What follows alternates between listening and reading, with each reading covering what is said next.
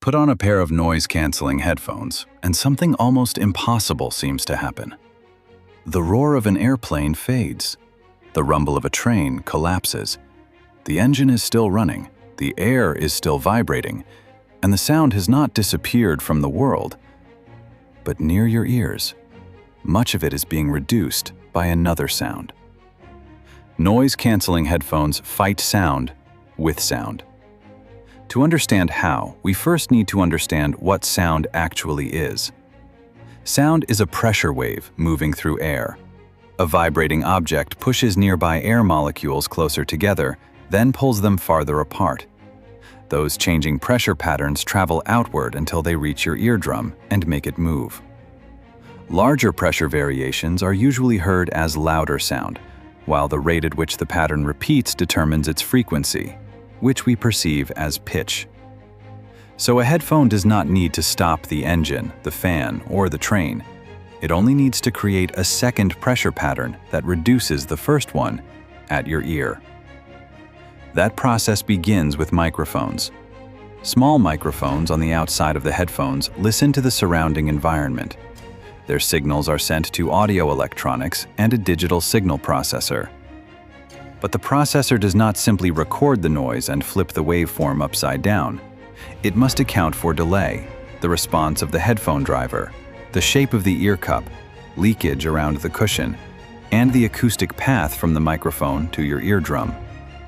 Its job is to estimate the anti-noise signal that should arrive at your ear at the right time, with the right amplitude, and with the right shape. Imagine a smooth, repeating noise wave. Now imagine a second wave with nearly the same amplitude, but opposite phase at the listener's ear. Where the original noise creates higher pressure, the anti-noise creates lower pressure. When the two pressure patterns add together, the remaining variation becomes smaller. This is called destructive interference. But the two waves are not erased everywhere in the room. The cancellation is targeted mainly at the small region the system is designed to control, near your ear. And the match has to be accurate. If the anti-noise arrives too early, too late, too loudly, or too quietly, the cancellation becomes weaker. At some frequencies, a poor match can even make the sound louder instead of quieter. Different headphones measure and correct the noise in different ways. In a feed-forward system, a microphone on the outside hears the noise before it enters the ear cup. That gives the processor an early measurement, but it does not reveal exactly what finally reaches the listener's ear. In a feedback system, a microphone inside the ear cup measures the remaining sound closer to the listener. This allows the system to correct its own result, although the control loop must remain stable and respond quickly. Hybrid systems combine both approaches. An outside microphone measures the incoming noise, while an inside microphone checks what remains after the anti-noise has been produced. This is also why active noise cancellation works better on some sounds than others. Steady, low-frequency noise, such as aircraft engines, train rumble, road noise, or air conditioning, changes relatively slowly and is easier for the system to track. Speech, keyboard clicks, sudden impacts, wind turbulence, and high-frequency details change faster.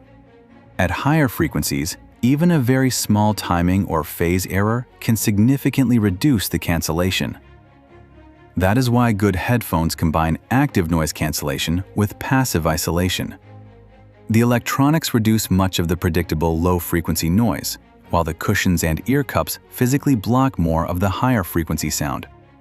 And the process never really stops. As the environment changes, the microphones keep measuring.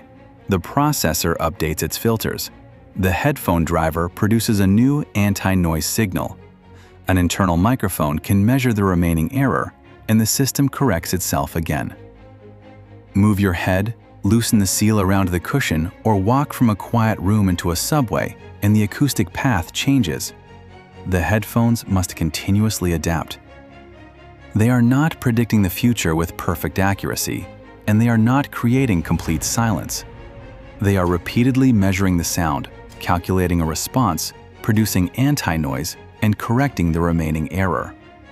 Noise-canceling headphones do not defeat sound by blocking it completely, and they do not destroy sound everywhere around you. They listen to the noise, calculate a response, and build a second sound, carefully shaped, timed, and controlled to reduce the first one near your ear.